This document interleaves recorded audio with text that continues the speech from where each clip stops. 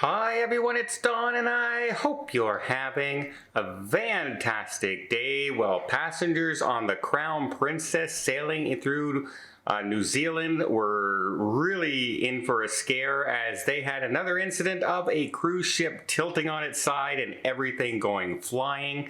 We even had injuries on this one, so we'll talk a little bit about that. We have an incident where a newlywed couple husband did something really heroic and nice and everything, but people are saying it might have been really foolish as well. And then we have two cruise lines that were basically toppled by the pandemic. Well, they're coming back and they're being resurrected, and we'll talk a little bit about that. So some good news coming.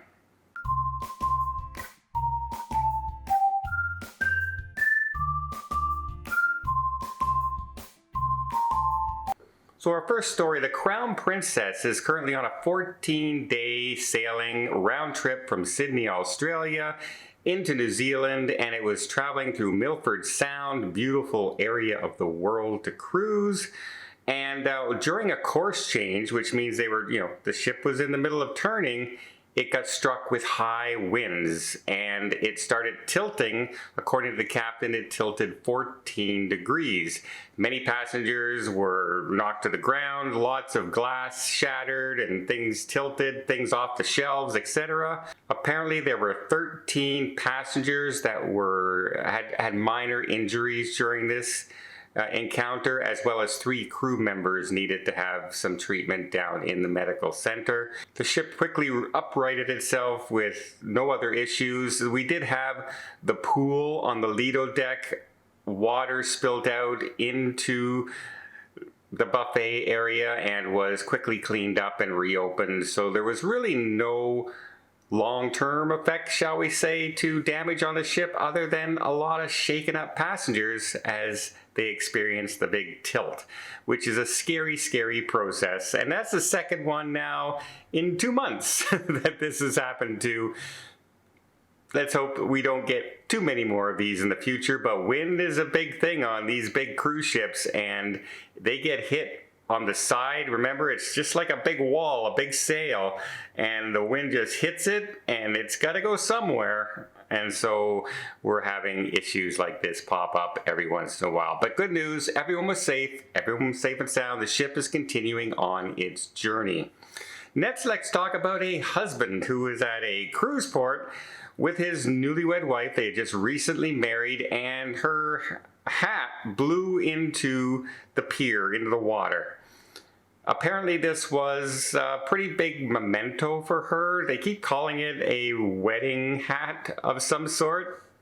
I'm not sure what the whole situation was about it, but the husband said, "Oh, I gotta get that for her," and he dived into the water off the pier, swam out and got it, with many people cheering him on. Yeah, way to go, as he brought back the hat to his lovely newlywed bride. Well, a lot of people are saying how heroic he was as far as chivalry is concerned. Is not dead, right? The husband rescues his wife's treasured memento. But another side of this is jumping into the water off the pier near the cruise docks is strictly forbidden. You're not allowed to do it. You're not allowed to swim in that area. You're not allowed to dive in that area, jump in that area, because it can be very dangerous because of the way the piers are and the ports are dug out.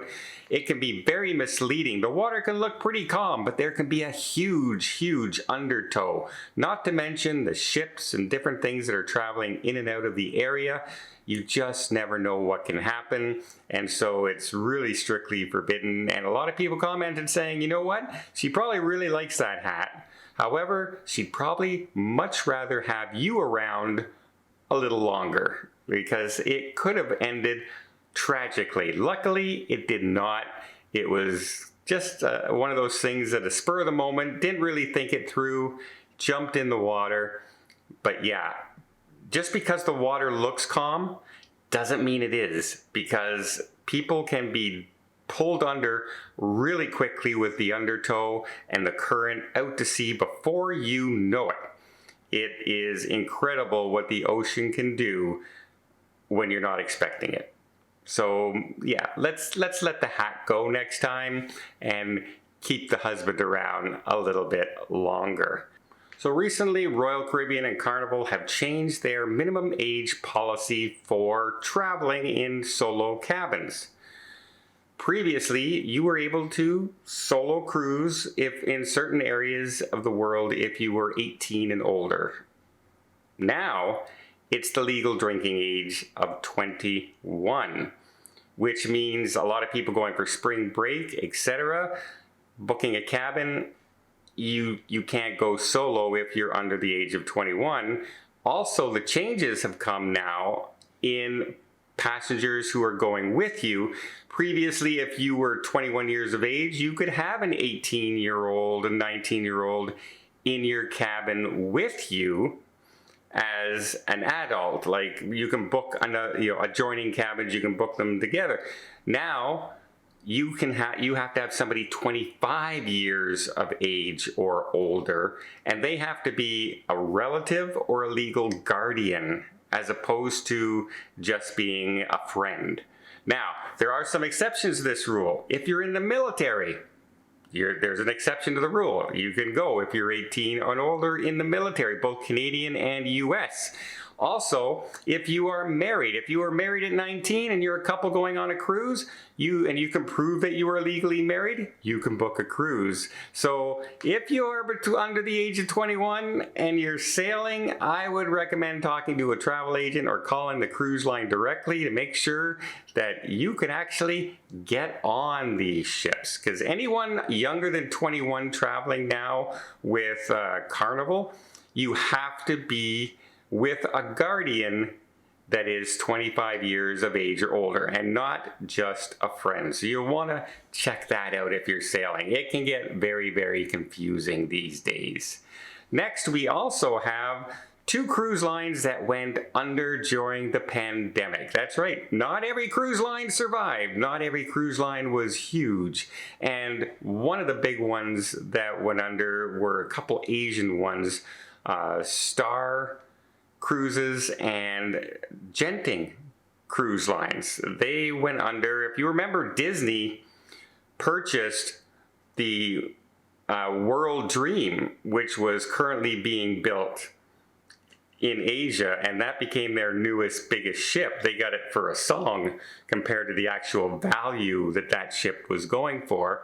Well, Resorts World 1 bought the names to these brands, and they are now bringing back those 2 cruise lines, and they are putting the Genting Dream will be under the Dream Cruise Lines once again, and Star Cruises, well, they're going to rename Resorts World 1 cruise ship. It's going to be called the Voyager Star, and it's going to join the other ship in the fleet as well. So they're resurrecting the names, probably because those names in Asia were much more popular than the current Resorts World 1. It's more of a broader band, where the other ones were very familiar. The designs on the ship were very familiar.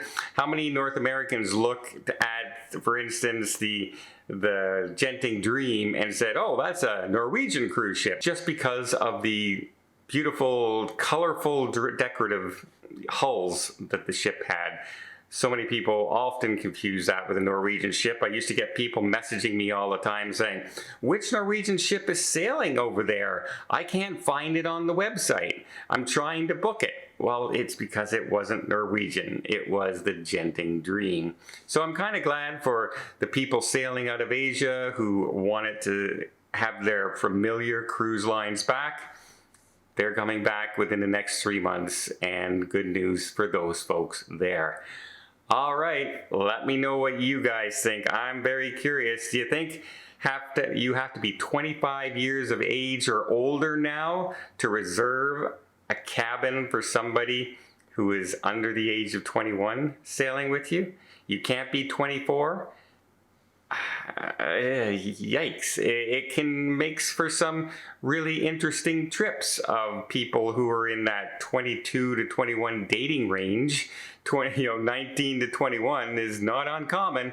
So we'll have to see what happens in the future, and if this sparks a little bit of a controversy with these new age changes. Well, I hope you appreciate this video. If you did, please give it a thumbs up. Want to see more tips, more tricks, more travel vlogs from around the world? Hit that subscribe button. Until next time, have yourself a safe and a great vacation.